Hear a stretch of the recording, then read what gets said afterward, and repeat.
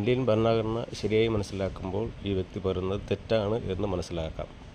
കാരണം doctor B R Ambedkar പറയുന്നത് ഇല്ലാത്ത ഭൂലോക വിഡ്ഢികളായ ദൈവങ്ങളുടെ പേരുകൾ, അതായത് അള്ളാഹു ആയിക്കോട്ടെ, ജീസസ് ആയിക്കോട്ടെ, കൃഷ്ണനോ രാമനോ വിഷ്ണുവോ ആരായാലും അങ്ങനെയുള്ള മണ്ടത്തരങ്ങളൊന്നും കാണിക്കുന്ന വിഡ്ഢിത്ത കഥകളിലുള്ള കഥാപാത്രങ്ങളായവരെ ആരെയും പേരുകളും ഒരു സ്ഥാപനങ്ങൾക്കും നൽകരുത്. പകരം ഈ ഭൂമിയിൽ ജീവിച്ചിരുന്ന സാമൂഹിക പ്രവർത്തകരായിരുന്ന, സാമൂഹിക വിപ്ലവകാരികളായിരുന്ന, പ്രധാനമന്ത്രിയായിരുന്ന, അല്ലെങ്കിൽ വലിയ വലിയ പദവികളിലിരുന്ന് മരിച്ചുപോയ ധീരരായിട്ടുള്ളവരുടെ പേരുകളൊക്കെ നമുക്ക് എന്ത് ചെയ്യാം? ഓഫീസ്, ഹോസ്പിറ്റൽ എന്നിവയ്ക്കെല്ലാം കൊടുക്കണം. അവർക്കല്ലാതെ, മനുഷ്യരല്ലാത്ത വേറെ ആരുടെയും പേരുകൾ ഇത്തരം സംഭവങ്ങളിൽ എഴുതി ചേർക്കരുത്. അങ്ങനെ ഒരു ഐഡൻറ്റിറ്റി വെക്കരുത് എന്നാണ് പറയുന്നത്.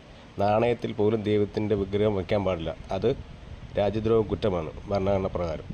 അത് ഭാരത് മാത ആയാലും ഏത് മാത ആയാലും ശരിയല്ല, അതും തെറ്റാണ്. ഇതാണ് നിയമം.